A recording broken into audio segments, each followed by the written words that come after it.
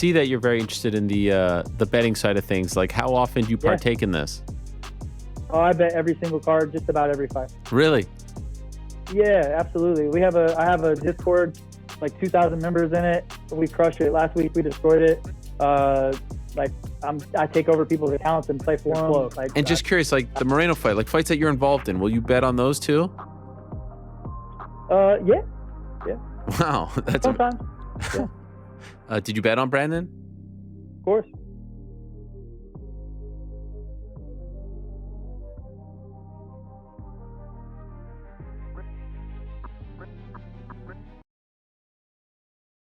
All right, guys, welcome back to the channel. Recently in the MMA news, we received an update to quite possibly the UFC's most infamous betting scandal.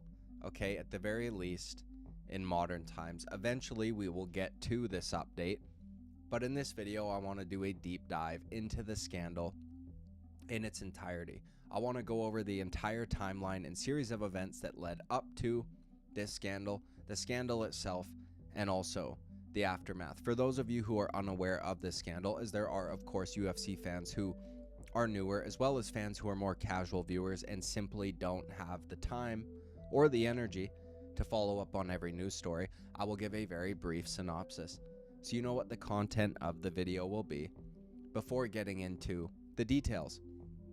For those of you who are aware of this scandal, I still want to know your opinions as well, okay? I genuinely do enjoy reading all the comments, and while I might not reply to all or even most of them, just know they are not falling on deaf ears, or I guess blind eyes, okay? Either way, don't forget to like and subscribe, all that good stuff. I would greatly appreciate it, as well as let me know if you have any other stories within the world of mixed martial arts that you would like to see a deep dive on. Okay, so to give a quick summary, this is a betting scandal slash fight fixing scandal involving a few characters, including Jeff Molina, Derek Minner, but at the center of the story is of course James Krause. Now, James Krause had a fairly successful career within the UFC as a fighter, and I would argue an even more successful career as a coach, okay? Something that he was really beginning to blossom at least in my opinion. His coaching style was a little bit different than most in the sense that he was a lot more involved and loud with his instructions, not just in between rounds, but during the actual fight itself. A good example of this is a fight that his fighter did end up losing, okay, but during Anthony Smith versus Glover Teixeira, especially in the first round, it was almost as though James Krause was controlling Anthony with like a voice activated video game controller, okay? In that round he had plenty of success, but would eventually fade. So it was an example of how his coaching is not only different, but also how it might not be for everyone. Anthony Smith was not his full-time fighter and might have had issues with the constant calls for combinations and obliging them with very little breathing room. Regardless of the outcome, it was an interesting fight not only to watch, but also to listen to. He was also Brandon Moreno's head coach when he won the interim title fighting Kai Kara France. He was actually the one who instructed Brandon to throw the kick to the body that ended up winning him the fight. Okay, now aside from all of that, his most successful endeavor by far was betting, and all of the other sub endeavors that came along with it. He had a successful podcast that oftentimes clips from would go viral on YouTube. He had an extremely successful and lucrative Discord, which we will get into more detail about a little later. He was essentially making hand over fist, okay, with the potential, if it had lasted a bit longer, to easily be bringing in close to 8 figures a year, until there was a very suspicious fight outcome, okay, as well as some very suspicious betting line movement right before the fight took place. And in this fight, the head cornerman was of course James Krause, and because of this fight, his large, albeit very short-lived empire would come to an abrupt end.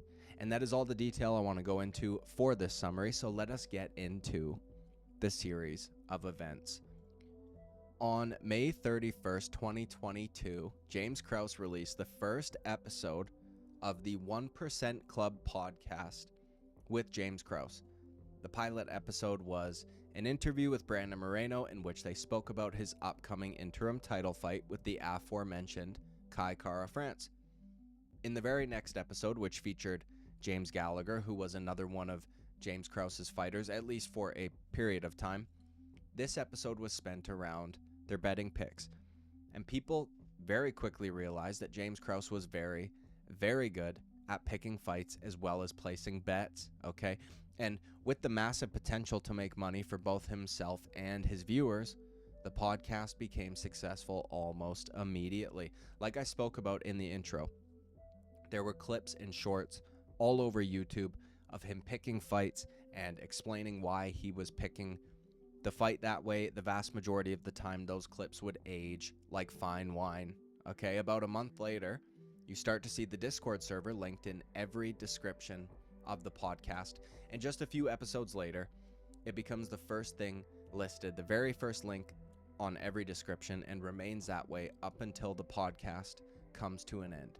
When we go over how much money he was making from Discord, it will become pretty obvious why it was such a large focus of his, okay? Because of the podcast's success, just a couple months later, on August 1st, 2022, following the victory of his fighter, Brandon Moreno, James Krause was brought on the MMA Hour to have an interview with Ariel Helwani, where of course they spoke about the outcome of the fight and all the rest of it, but a massive chunk of the interview was centered around his newfound success in both the podcasting industry and, most importantly, gambling.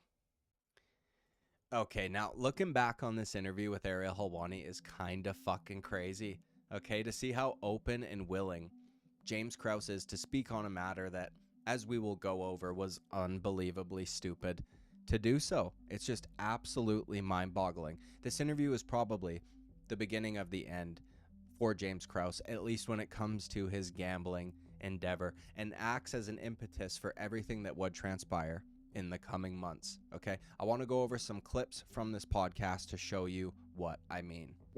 I see that you're very interested in the betting side of things. Like, how often do you partake in this? Oh, I bet every single card, just about every fight. Really?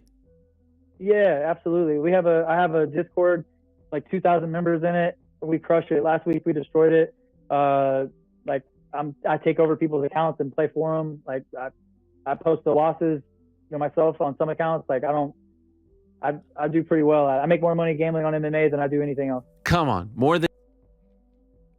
Okay, now as soon as the topic gets brought up, you can tell James Krause is extremely open and forthcoming, which is very strange to me. Okay, it leaves me wondering whether he was just arrogant or genuinely didn't understand the law or even care to look into it. I mean, that first bit there, he mentions a few things, but what I want to focus on is, quote, I bet on every single card just about every fight, and also, quote, I take over people's accounts and play for them. Now, to me, this is absolutely insane to just say so casually on an internet interview, especially if you are aware of the laws where James Krause lives. So, number one, if we take a look at that first quote, first of all, sports betting in Missouri is still not allowed to this day, okay, to quote Deontay Wilder. Now, there is a bill that has been tabled, and it should come into effect. It should be passed into law and come into effect soon. So let's just, for the sake of argument, assume that that bill is a law, and James Krause, simply by betting, wasn't breaking the law. We now jump to the next quote, okay? I take over people's accounts and play for them. Now, what he just admits to is called proxy betting, okay? Which would be illegal in Missouri, where James Krause lives, where his gym is based out of, where his podcast studio is, and where he spends the vast majority of his time. To be fair, I actually think proxy betting is illegal in almost every single state in the United States of America. The only state I think that allows you to do it is Nevada, which checks out. Okay, so we're already checking a box of illegality, something that would prohibit him from doing what he was doing. Now, there's a lot more boxes that he checks that we will talk about after this next Do anything clip. else? Come on, more than even coaching? Oh God, I don't make shit on coaching. Really? Yeah, no, I mean, absolutely not. Like, I mean, if you're talking about time, Yeah, no, like if I go out on a Wednesday, that's I go out true. on a Wednesday to Sunday. That's you know what I mean. I make 10% of a guy that majority of. I mean, if we're not talking about Brandon Moreno, like Right. most of my guys are entry level guys making 12, 12, 14, 14. You know, I have some guys making in the 20s, but even at that, like you get 10% of 20 grand is $2,000. I'm on the road every weekend, Right. Wednesday to Sunday. You know what I mean? Like it just doesn't. No, to answer your question, no, it's not even close. It's not even close. And just curious, like the Moreno fight, like fights that you're involved in, will you bet on those too? Yeah, yeah, Wow, that's sometimes, yeah, of did you bet on Brandon? course. He was a big favorite though. Okay, now this is where it starts to actually get pretty insane. Okay, although I do want to say before I get into it, I think that betting on your fighter to win is completely different than betting against them. So I really do wish that Ariel Helwani asked the follow-up there. And to be fair, so does he, of course, with the benefit of hindsight. He said as much in the coming months. Now, I don't really see a moral issue with betting in favor of your fighter. It doesn't change the outcome, right? They're still trying to win. And I don't think that you could have somebody control the method, the round, all that shit. There is way too much stuff within a fight to make that a actual like plausible scenario. Okay, whereas if you are betting against your fighter or you're betting against yourself in some way, then I believe the integrity of the performance would come into question pretty damn quick. Okay, but aside from my own personal moral opinion, if we get back to the Missouri laws on sports betting, again, assuming that it's not illegal and that the bill is in fact already a law, it's pretty clear that what he was doing was absolutely not allowed. Because if we go to the very same section of that bill that features proxy betting, we also see this. Any person who is prohibited for other good cause, including but not limited to any person placing a wager as an agent or proxy. We went over that already. Any person who is an athlete, coach, referee, player, or referee personnel member in or on any sports event overseen by that person's sports governing body based on publicly available information. Any person who holds a position of authority or influence sufficient to exert influence over the participants in a sporting contest, including but not limited to coaches, managers, handlers, or athletic trainers. Any person under 21 years of age.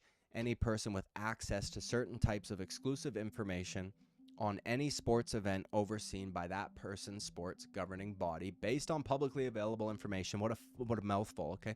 Or any person identified by any lists provided by the commission. Now, basically, James Krause checks all of those boxes. He's over the age of 21, so I guess that's good. But at least in his state, he would not be allowed to bet on the sport of MMA.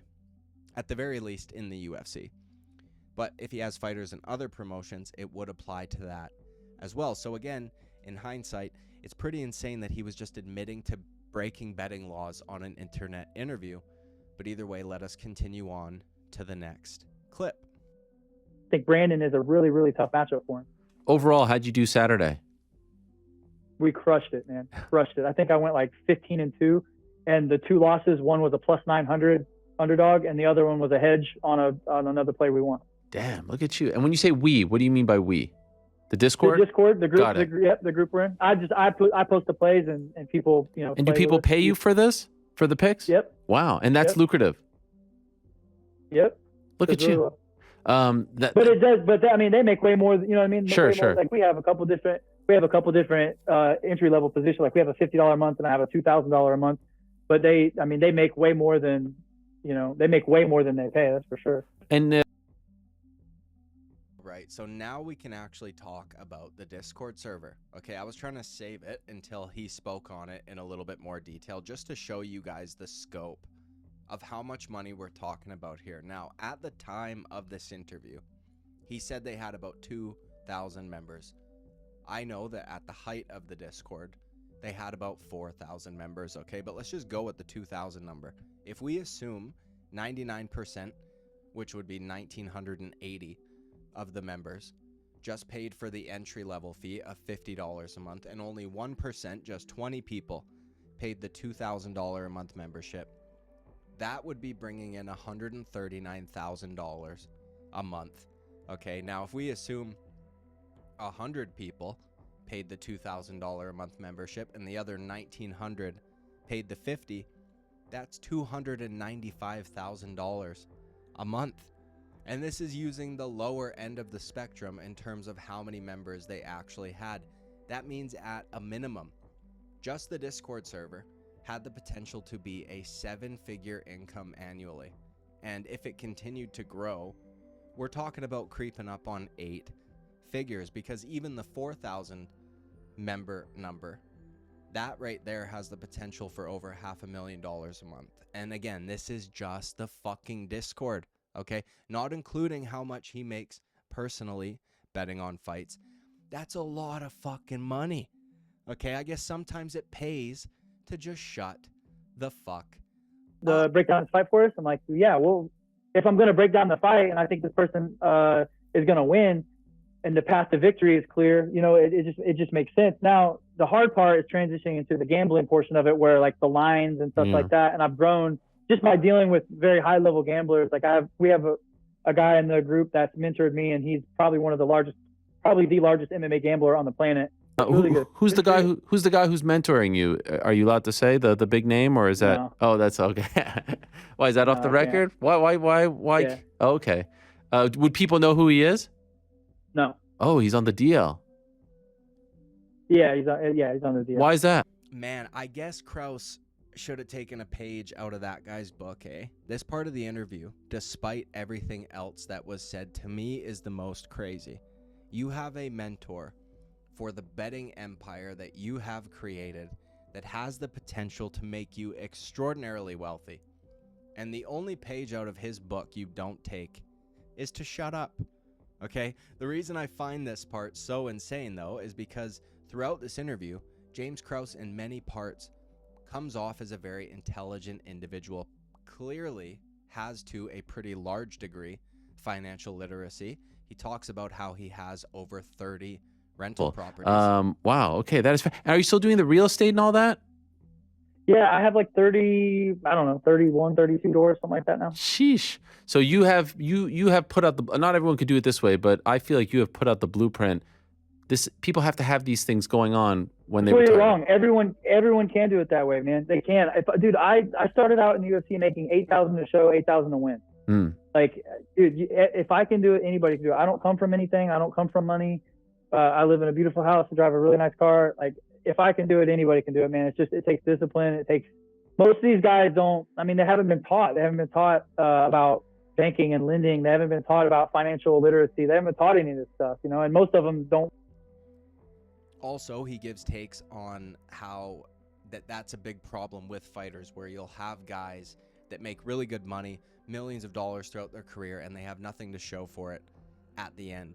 He targets a problem of fighters fighting, getting paid, blowing through it all the way up until their next fight, and then the cycle just continues. Stuff, you know, and most of them don't want to know, you know, so they just like the big influxes of cash that come their way.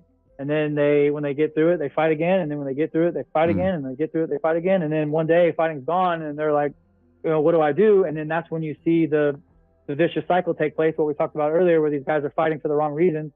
And it's just, you know, that's how we see it all the time. So who taught you about all? As well as gives a take and explains why he believes that a UFC pension plan would not exactly work out. Like, if Cerrone, I don't know Cerrone's situation. I'm just going to use him as an example. If Cerrone isn't financially set for the rest of his life, it's not the UFC's fault. It's his fault. He's made millions and millions of dollars from fighting, right? So, like, that is on him to do that. Not everybody has that, but it is his responsibility to make sure he's taking care of himself. You know what I mean? Like, am I saying that we don't need a pension plan for these guys? No, that's not what I'm saying. That's not what I'm saying. So, but once again, if you're making millions, you got to take some responsibility. And most of the guys here in the UFC or any high level organization, they don't know finances. They don't know financial literacy because nobody's taught them, and they don't even know what a pension is.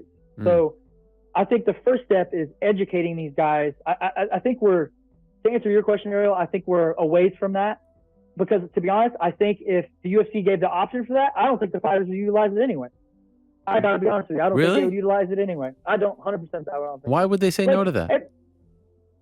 Well, because like I don't think they know how to utilize it, right? Yeah. Like, okay, I'll give you an example. So like a 401k. Yeah. If you have a 401k and the UFC said, hey, we're going to take this amount out of your paycheck. Yeah. The fighter would be like, no way, give me my money. Right. And another thing, like we've had the union talks and all that garbage before. Like these guys don't understand it costs money to be in a union. You got to pay to be in the union. You know what I mean? Like these guys just hear, oh, I want more money, but there's layers to it. It's not that easy. So and to reiterate, this guy isn't stupid, okay? Which makes it worse, in my opinion, that he just squandered potentially 8 figures a year so he could brag about it on a fucking interview. Like I said in the opening, this interview would be the impetus, the catalyst, the springboard, whatever you want to call it, the beginning of the end for James Krause and his betting empire. So now I want to jump ahead just another couple of months in the timeline. Okay, so on October 17th of 2022, which by the way, this is a part of the timeline that I feel like gets muddied. And to be honest, I think the real series of events makes it more interesting, okay? If I remember correctly, a lot of people, when initially reporting this issue, even videos that I've watched on this topic, make it seem like that the memo was released after the Derek Minner fight. But in reality, it was a couple weeks before, which I think makes what happened a little more scandalous, okay? The memo that was released on this day read the following. Athletes are prohibited from placing any wagers directly or through a third party on any UFC match, including placing wagers on themselves. In most states with legalized sports betting, wagering by an athlete directly or through a third party on any MMA match put on by a promoter with which they are affiliated is illegal and may result in criminal sanction. Athletes should also be aware that in most states, these same prohibitions apply to some or all of relatives living in the same household as an athlete, and athletes, coaches, managers, handlers, athletic trainers, medical professionals and staff, and any other person with access to non-public information regarding participants in any MMA match. An athlete that becomes aware or has knowledge of any wagering in violation of these restrictions must immediately notify UFC of such incident in accordance with this UFC athlete conduct policy. Now, again, many people at the time that this memo was released, at least based on my recollection, thought this was some kind of new policy. And to be fair, it kind of seemed like it. Okay, the UFC had never a single time that I'm aware of punished or enforced these rules on a fighter who was betting on fights, of which there were plenty, by the way, who would almost all upload their tickets to social media. So in hindsight, this memo is kind of crazy in the sense that the UFC never cared before when it appeared as though this is simply a reminder of a policy that they just never bothered enforcing. Also, it touches on what we spoke about earlier, the fact that the law in almost every single state actually would already prohibit these fighters from betting on UFC events in the first place. Okay, maybe even MMA as a whole, because you're going to be training with guys that are in other promotions. This memo was basically just saying like, hey fuckers, don't break the law, please.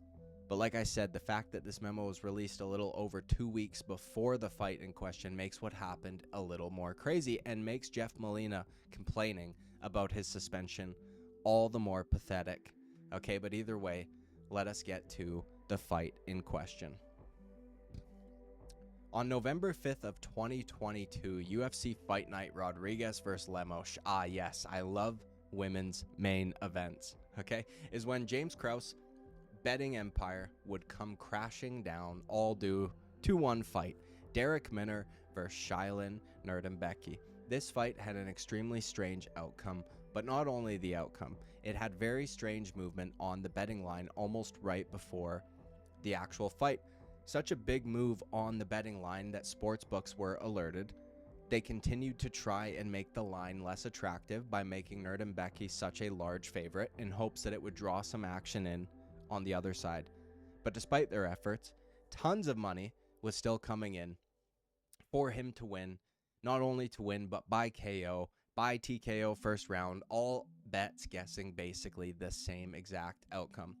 Just 1 minute and 7 seconds into the fight, the outcome that everybody had been wagering on came to fruition, and Darrick Minner was TKO'd in the first round, seemingly because of an injury. Okay, I've watched this fight so many times, and personally, I cannot come up with anything other than he basically threw the fight. Very shortly after the fight started, Minner switches to southpaw, where he throws his rear leg twice to the body. Now, aside from the fact that the first one very clearly bothered him, I went back and watched a few of his fights, and I've never seen him throw a round kick from southpaw. Now, I've not watched every single one of his fights. I'm sure he has thrown it before, but the point is it's not a staple in his game.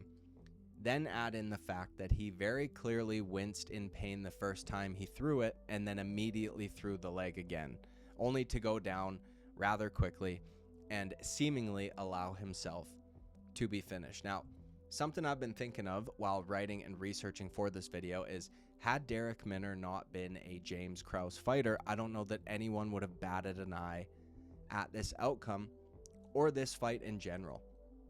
He was suspended ultimately for not disclosing an injury, which I do find comical considering that happens probably every single weekend. Okay, we never see suspensions come of that. But with all the context that surrounded this fight, it still makes sense to me that he was ultimately suspended. Something else I've been thinking about is how the line moved the way it did. It makes me think that the size of the Discord server and the amount of money that they were playing clearly has the ability to affect betting lines considerably. In theory, it seems like there could be instances where they could move the lines in a direction they want using some members. The rest bet the other way on a massive underdog and they all share the earnings. Who knows? But it is crazy that this happened and would ultimately be the end of James Krause's very short-lived success as a massive MMA gambler and a guru. So we jump ahead to the very next day, November 6, 2022. The fight in question came under investigation by US Integrity, which is a US-based betting integrity firm, okay? The outcome of multiple states expressing suspicion and worry about what happened. On November 7th, the UFC then announced that they would also be conducting a, quote, thorough review into the activity, reiterating, though, that there was absolutely no evidence that any of the fighters or the corners were involved. On November 11th, Dana White makes sure to say that again, quite loudly, quite confidently at that, which I don't have a real problem with, if I'm being honest. There's no point in throwing someone under the bus before you know it to be true. Then about a week later, on November 19th, the Nevada Athletic Commission suspended James Krause and removed his license, making him unable to corner his fighter at that event. That same day, New Jersey took some action, banning any and all activity on any fight that James Krause had involvement in. On December 1st, Ontario, our largest province here in Canada, with a population just a few million smaller than New York, banned betting on UFC altogether until further notice. On December 2nd, Alberta followed suit, a much smaller province, but still another 4 million people or so not allowed to bet on UFC events. That very same day, the UFC announced it would be banning any fighters associated with James Krause. So if they chose to remain at his gym, they would be cut from the UFC. On December 9th, the UFC seemingly does a full 180, okay? And Dana White says to reporters that fight fixing is a huge issue to the UFC, when before asked about it, the thought of it seemed silly to him. We also found out that not only were the integrity firms and the UFC conducting investigations, but so were the FBI. On December 10th, we get one of the most iconic Dana White quotes of all time. I'm not worried about it at all. People ask me, well, what were they talking about? Somebody was saying, well, what's the UFC going to do? We let these guys know not to bet on fights. Do you know what the outcome of this is? Like, if I penalize them, you get cut. They're going to go to fucking federal prison. Federal fucking prison. If you're that fucking stupid and somebody else wants to do it, knock yourself out. Federal fucking prison when asked about the situation. On December 14th, the commission extends both James Krause's and Derek Minner's suspension to basically cover the extent of their investigation, kind of a until further notice type suspension. Okay, on Christmas Eve of 2022, Jeff Molina was suspended for involvement or suspicion of involvement related to the investigation. We will come back to Jeff Molina in a little bit more detail and go over why I believe he was suspended, but I'll just rattle through the rest of the notable dates here. On January 12th, it is discovered or announced that James Krause had worked for an offshore online sportsbook called abcbetting.ag since 2019. There were anonymous sources that told ESPN, who did the investigative piece, that they would place bets through James Krause. Again, more examples of proxy betting.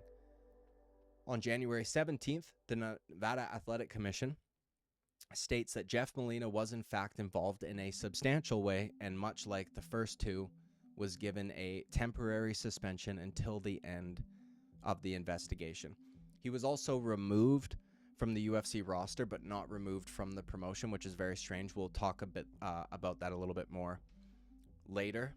On January 19th, the UFC announces they would hire the betting firm that launched the initial investigation, and order was restored. Ontario lifts the UFC betting ban, and this was all then out of our minds for the last couple of years.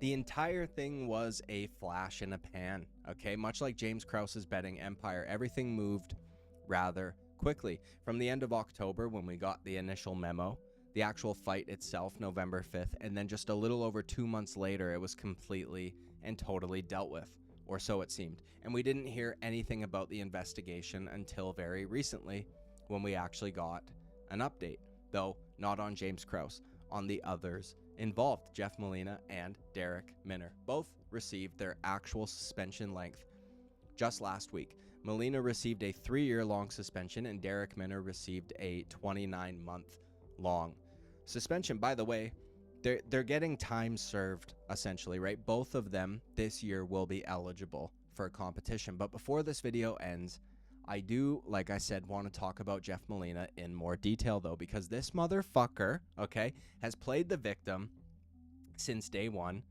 and I find it kind of fucking reprehensible, and it kind of bugs me, okay? So let's talk about it. So if we go back on the timeline to the first time we hear about Jeff Molina, which was Christmas Eve 2022, and we find out that he was suspended for some level of involvement in between that date and January 17th. When we found out that he was in fact involved in a, quote, substantial way. There was an article put out by bjpen.com regarding some leaked Discord messages from Jeff Molina that were in the James Krause Discord server. Quote, he's trained with a lot of fighters, lives and breathes this sport as a coach/fighter, and at times has the scoop on injuries, non-announced matchups, how fighters look in camp, etc. Molina wrote in the Discord in a leaked message to ESPN. Quote, in stocks this is called insider trading. In MMA it's called James Krause. For the last 6 months, all my bills, including my mortgage and my car note, have been paid via Krause's picks. Do yourself a favor and join the VIP, end quote. In these messages, Jeff Molina admits to breaking the very same laws that James Krause broke. Although, for some reason, at least as far as we know, no one was charged. Now, it's funny because Jeff Molina acts like he was extremely hard done by. Meanwhile, he probably could have been arrested, okay? I think he should shut the fuck up. But Jeff Molina's story does not end here, because just a couple months after this was made public, Jeff Molina had a very inconvenient, or maybe convenient, leak that took place in which he was, I guess you could say, indisposed. He was sucking a dick, okay? I don't know how else to say it. He had this to say about that situation. Okay, just to reiterate, this is not me coming out to you guys. This is me reading Jeff Molina's statement. Okay, let's try and rip through this. Well, this fucking sucks. TLDR, I'm bi. Not the way I wanted to do this, but the chance to do it when I was ready was taken from me. I've tried to keep my dating life private from social media. I've dated girls my whole life and suppressed feelings I had throughout high school, being on the wrestling team, throughout college, pursuing MMA, and even after making part of the dream happen and getting into the UFC.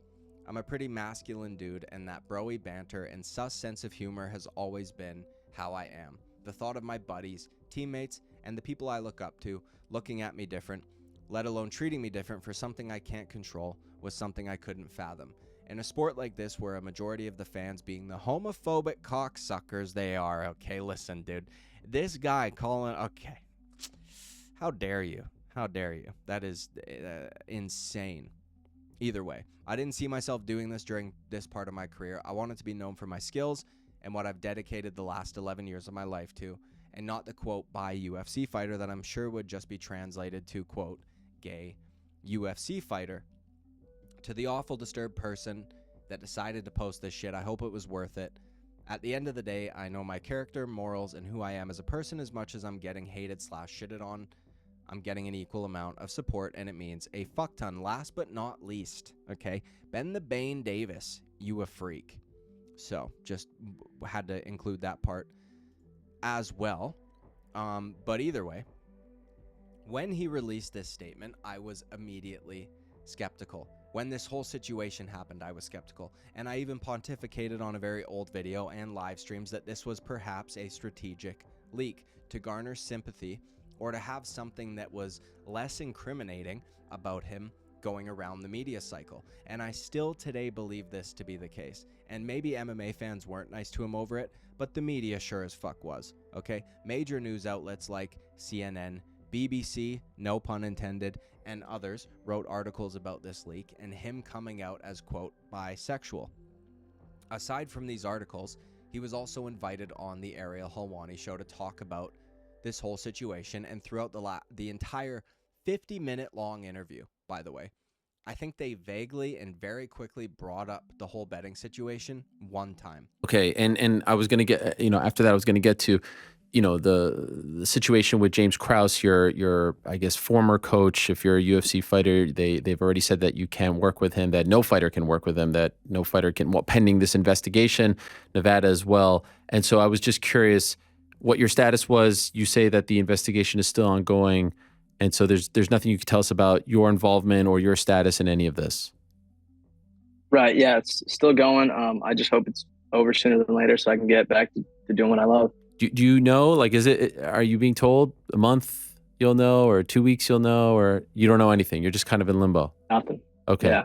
Okay. Just all I know is pending. Right. So, and how have you been doing? Like, before all of this, It was glossed over, and that was that. So, despite UFC fans not being the most friendly to these sorts of things, mainstream media, not just in MMA but in general, is very much so. So it absolutely got eyes and attention off of the betting scandal, and the whole narrative was, oh my God, how brave of you to suck a cock and let someone film it, okay? And whether or not it was leaked intentionally, the media coverage surrounding him changed basically immediately. Now, something about this situation that I find hilarious, with all due respect, okay, is that in Jeff Molina's last interview with Ariel Helwani, which was about 9 months prior, Jeff Molina was getting a lot of attention because he chose to wear the UFC's pride shorts.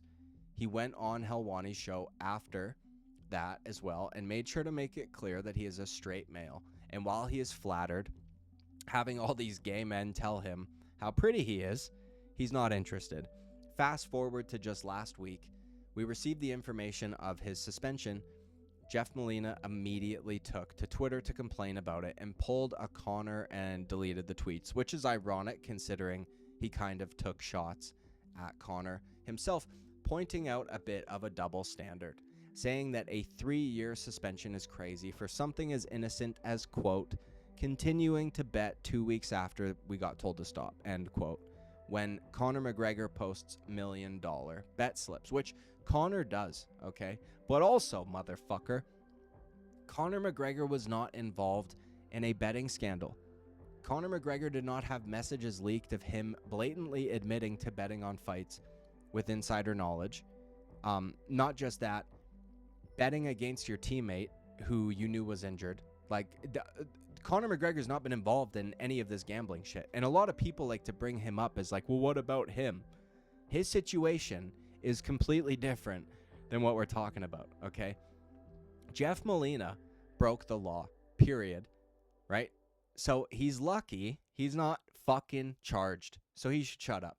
I think that he was trying to get half the fan base on his side because there is a good chunk of the more progressive type of fans, right? But then there's also a big chunk who hate Conor McGregor as he is a very divisive figure after recent legal matters in which he was found liable for sexual assault, which is always what people point to. That's what I was referring to, which, by the way, I'm not defending Conor at all because it's not my fucking job to do so, but being found liable for something is not the same as being convicted of something, okay? Way too many people fuck this up.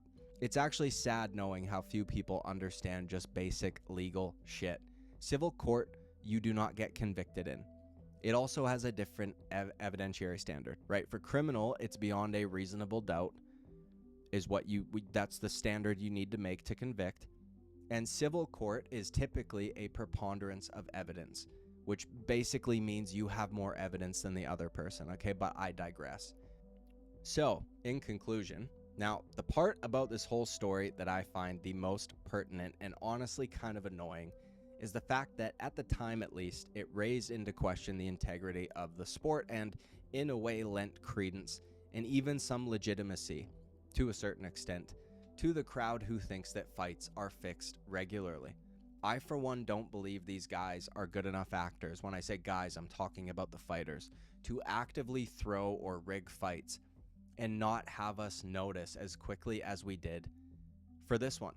I think that most robbery scorecards can be attributed to incompetency more than corruption, but I know there are a lot of people who do believe it's all rigged or fixed or whatever. And when an event like this takes place, it gives them something to point to. Overall, this is a pretty insane story.